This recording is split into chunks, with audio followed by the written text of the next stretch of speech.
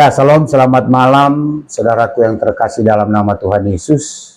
Saya kembali datang kepada kita semua untuk memberi perenungan firman Tuhan pada malam hari ini. Mari kita berdoa terlebih dahulu sebelum mendengarkan firman Tuhan. Mari kita berdoa. Bapa di dalam surga, Bapa yang kami sembah dalam nama Tuhan Yesus, izinkan kami bersama-sama merenungkan bagian firman-Mu pada malam hari ini. Berikan kekuatan, hikmat, bijaksana kepada hamba-Mu dan kepada setiap umat-Mu yang mendengar, supaya mereka bisa memahami dan mengerti akan ajaran dan kebenaran yang Tuhan ingin kerjakan dalam hidup kami dan teman-teman semua. Terima kasih Bapa, kami mau belajar firman-Mu, berikan kami hikmat kuasa Roh Kudus. Dalam nama Tuhan Yesus kami berdoa. Amin.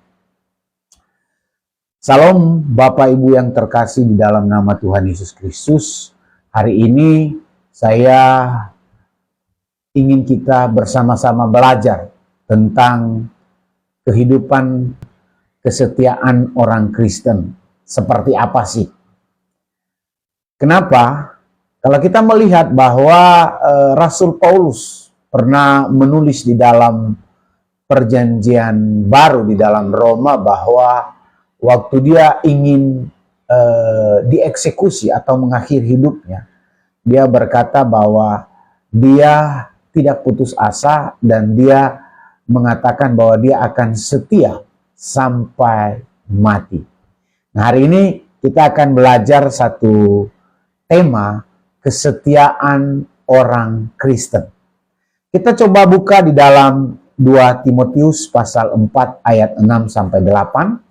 Kita membuka atau membaca di dalam perenungan kita malam hari ini di dalam 2 Timotius pasal 4 ayat 6 sampai 8. Di dalam surat 2 Timotius ini, Rasul Paulus mengatakan bahwa di dalam ayat 6 dan 8 mengenai diriku dia bilang, darahku sudah mulai dicurahkan sebagai persembahan dan saat kematianku sudah dekat.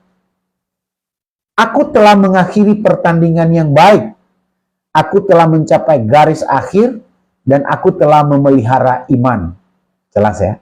Sekarang telah tersedia bagiku mahkota kebenaran yang akan dikaruniakan kepadaku oleh Tuhan, Hakim yang adil pada harinya, tetapi bukan hanya kepadaku, melainkan juga kepada semua orang yang merindukan kedatangannya. Nah, ini perenungan kita 3 ayat dari 2 Timotius pasal 4, 6 sampai 8. Rasul Paulus menulis surat ini waktu itu dia di dalam penjara di Roma. Dan saat itu dia sedang menantikan eksekusi mati untuk dia harus dibunuh oleh karena menyebarkan kebenaran dan ajaran Yesus. Surat ini bukan berisikan nada putus asa, teman-teman. Bukan. Tetapi surat ini berisikan sebuah optimis, keyakinan, dan pengharapan bahwa Rasul Paulus, dia berkata bahwa dia penuh dengan pengharapan dan dia yakin bahwa Tuhan adalah Hakim yang adil. Ayat ini memberikan kepada kita teladan bahwa sebagai orang-orang yang percaya, beriman kepada Yesus Kristus, bagaimana seharusnya kita hidup setia dengan iman kita, dengan mengakhiri kehidupan kita sampai kita menutup mata kita. Nah, pada malam hari ini kita melihat keteladanan Rasul Paulus kepada kita hari ini di zaman modern ini. Bagaimana kita memiliki pandangan, mindset, pikiran seperti Rasul Paulus. Bagaimana dia berkata dengan optimis. Dan dia berkata, Tuhan Hakim yang adil. Walaupun saat itu dia sedang menunggu eksekusi mati. Nah, saudara-saudaraku, teman-teman yang dikasihi Tuhan, pada saat ini kita akan belajar 3 kebenaran bagaimana kita sebagai orang Kristen hidup setia beriman kepada Tuhan Yesus. Nah, ini yang akan menjadi perenungan kita hari ini. Yang pertama, kita sebagai orang Kristen akan setia beriman dan hidup bersama Kristus karena kita tahu bahwa kita, tubuh dan hidup kita itu dipersembahkan untuk Tuhan. Hari ini waktu kita sudah lahir baru dan percaya kepada Tuhan, maka bukan lagi kita yang hidup, tetapi Kristus yang hidup di dalam kita, dan Kristus yang memilih kita untuk mampu melakukan kehidupan di dunia ini. Jadi yang saya mau katakan, bahwa hidup orang Kristen yang setia adalah hidup yang dipersembahkan bagi Tuhan. Di dalam 2 Timotius pasal 4 ayat 6 dia katakan, mengenai diriku, kata Rasul Paulus, darahku sudah mulai dicurahkan sebagai persembahan, dan saat kematianku sudah dekat. Rasul Paulus tidak takut dengan kematian, tidak takut dengan segala sesuatu yang tercurah dalam tubuhnya. Dia tidak pernah sedikit takut, karena dia tahu waktu dia mengalami itu, dia ada pengharapan, ada optimistis yang luar biasa yang dia dapat, karena dia tahu bahwa Tuhan adalah hakim yang adil. Rasul Paulus menggambarkan hidupnya sebagai korban curahan. Kalau di dalam bahasa asli Yunani, dia memakai kata spendomai. Dia memberikan gambaran dirinya sebagai korban curahan. Di dalam bahasa aslinya dia pakai spendomai, yang artinya dituangkan secara full, habis, tidak bersisa. Dituangkan secara habis, pastinya untuk hormat kemuliaan Tuhan Yesus. Karena sesungguhnya hidup Rasul Paulus, hidup kita bukan milik kita lagi, melainkan sepenuhnya itu milik Tuhan Yesus, di mana kita beriman. Nah, saat kita sebagai orang percaya mau ingin hidup beriman setia, kita harus tahu bahwa hidup kita hari ini adalah hidup yang dipersembahkan kepada Tuhan. Karena waktu Rasul Paulus berkata spendomai, yang artinya sebuah korban curahan yang dituangkan habis sepenuhnya untuk hormat kemuliaan Tuhan. Maka ada ayat yang berkata, lakukanlah segala sesuatu seperti untuk Tuhan, bukan untuk manusia. Kalau engkau melakukan itu, maka orang mau menerima atau tidak menerima, orang mengkritik dan memuji, itu sama sekali tidak mempengaruhi. Tetapi engkau mengerjakannya dengan setia dan sungguh-sungguh seperti untuk Tuhan. Maka di dalam Roma pasal 12 ayat 1, Rasul Paulus berkata, karena itu saudara-saudara, demi kemurahan Allah, aku menasihatkan kamu supaya kamu mempersembahkan tubuhmu sebagai persembahan yang hidup, yang kudus, yang berkenan kepada Allah. Itulah ibadahmu yang sejati. Kalau saudara kita baca pelan-pelan, dia berkata, saudara-saudara, demi kemurahan Allah, ada sebuah nasihat yang kuberikan kepadamu. Persembahkanlah tubuhmu sebagai persembahan yang hidup, bukan yang mati. Sebagai persembahan setelah hidup, persembahan yang kudus, tidak berlumur dengan kesalahan dan dosa. Dan bukan hanya kudus, tetapi berkenan kepada Allah. Ada tujuan ilahi. Dan itulah sebuah ibadah yang sejati di dalam Roma pasal 12 ayat 1. Ayat ini mengajarkan kepada kita bahwa hidup kita memang seharusnya dipakai untuk kemuliaan Allah. Bukan hanya untuk diri sendiri. Tapi bagaimana dengan hari ini? Orang memakai hidupnya untuk dirinya. Tetapi dia membungkus dengan kata-kata untuk Tuhan. Bagaimana kita bisa membuktikan bagaimana dia bersungguh-sungguh, bagaimana sepenuh hati, bagaimana dia mentuangkan habis tenaga, waktu, pikirannya untuk Tuhan. Dimanapun dia berada, di tempat kerja, dimanapun dia berada, dia tuangkan. Sehingga dia dilihat bahwa dia adalah pengikut Yesus. Dari sikap, tutur kata, perbuatan, dan tindakannya, disitulah dituangkan habis. Bahwa dimanapun engkau berada, disitulah engkau menjadi ladang penginjilan dan pelayanan. Gereja eklesia itu bukan hanya gedung saja, tapi diperluas. Di mana kita harus jadi garam dan terang di tengah-tengah dunia ini. Jadi ayat ini mengajarkan kepada kita bagaimana kita memberikan sebuah kekuatan, dituangkan habis untuk kemuliaan Allah, bukan untuk diri sendiri. Nah, pertanyaan sekarang untuk direnungkan.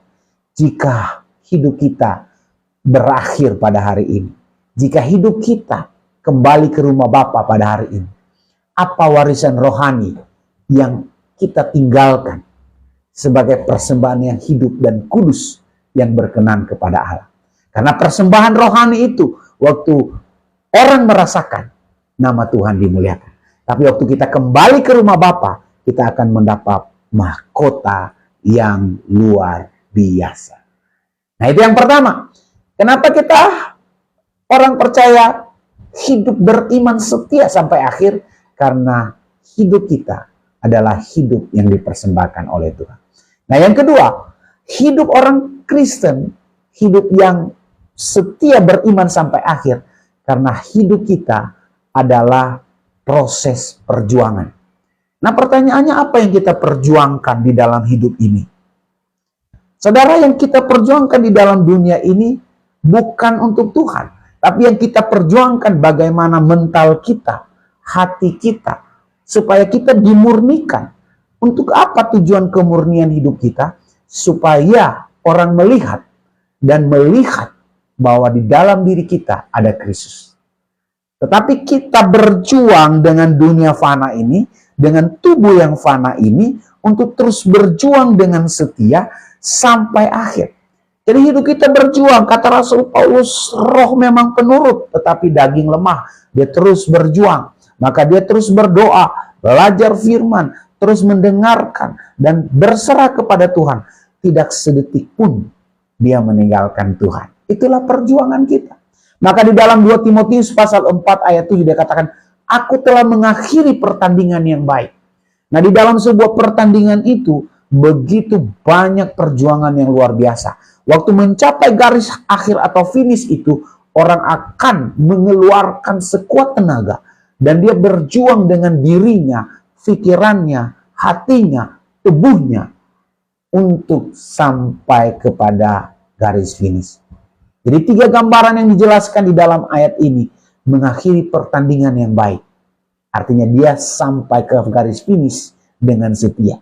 Dia mampu melawan godaan-godaan di dalam hidupnya. Dosa keduniawian dia bisa melawan dengan bersama dengan Roh Kudus. Dia bisa mencapai garis akhir. Dia bisa mencapai garis akhir. Ini adalah perjuangan yang terus berlari sampai dia selesai. Dia tidak berhenti di tengah jalan. Itu terus berjuang. Maka orang percaya itu adalah orang yang terus bergerak, dinamis, berjuang, dan berjuang. Di dalam perjuangan itu, dikatakan di sana, memelihara iman. Artinya perjuangannya, dia punya dasar iman, dan dia punya pengharapan, dan dia ada kasih. Jadi yang kedua, kenapa orang percaya, hidup orang Kristen harus setia, beriman sampai akhir kepada Tuhan. Yang kedua, karena hidup kita adalah hidup yang berjuang di dalam daging yang lemah ini. Nah, yang ketiga, bagaimana sebagai orang yang percaya hidup setia sampai akhir? Yang ketiga adalah kita mendapat hadiah mahkota kebenaran. Tuhan memberikan reward. Di dunia ini kita bekerja, dimanapun kita dapat bonus. Dimanapun kita melakukan, di sekolah kalau kita pintar, kita dapat penghargaan. Dimanapun kita pasti dapat reward. Apakah Tuhan yang memberi reward sama kita? Bonus pasti.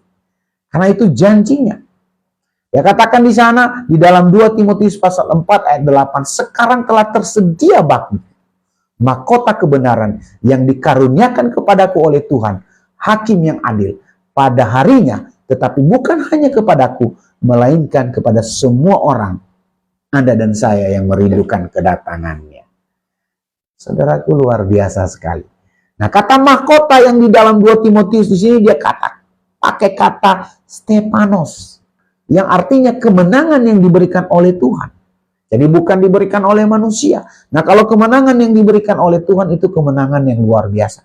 Mahkota ini adalah kemenangan ini diberikan kepada Rasul Paulus, berhak karena yang memberikan kepadanya adalah Tuhan pencipta langit dan bumi. Dia menggunakan kata Stepanos di sana. Rasul Paulus memberikan kepada kita teladan bagaimana hidupnya dipersembahkan bagi Allah dan dijalani sebagai pejuang iman, serta diakhiri dengan pengharapan, dan dia mendapat mahkota kekal. Sehingga ketika hidup kita berakhir dipanggil oleh Tuhan dan kembali ke rumah Bapa, kita berkata, aku telah mengakhiri pertandingan dengan baik dengan memelihara iman.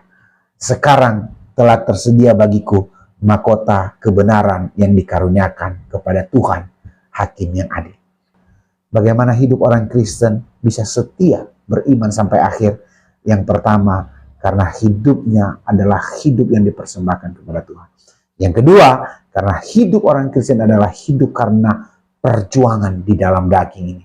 Dan yang ketiga, karena hidup orang Kristen adalah hidup yang mendapatkan mahkota kebenaran. Amin. Mari kita berdoa. Bapa di dalam surga, terima kasih karena kasih dan kemurahan anugerah-Mu memberikan penerangan buat kami pada malam hari ini untuk bisa belajar firman. Terima kasih atas teguran nasihat firman yang kami dengar. Dan biarlah ini menjadi rema dalam hidup kami. Berkati kami, jadikan kami orang-orang pengikut-Mu yang setia beriman kepadamu sampai akhir. Karena kami sudah mempersembahkan sepenuhnya hidup kami kepadamu. Karena kami terus berjuang dengan daging yang lemah ini bersama dengan Roh Kudus yang Tuhan berikan kepada kami. Dan kami terus menantikan mahkota kebenaran yang Tuhan sudah janjikan kepada kami. Terima kasih Bapak. Ini doa dan permohonan kami. Kami alaskan dan kami tutup pemberitaan firman ini. Dalam nama Tuhan Yesus kami berdoa. Amin. Terima kasih.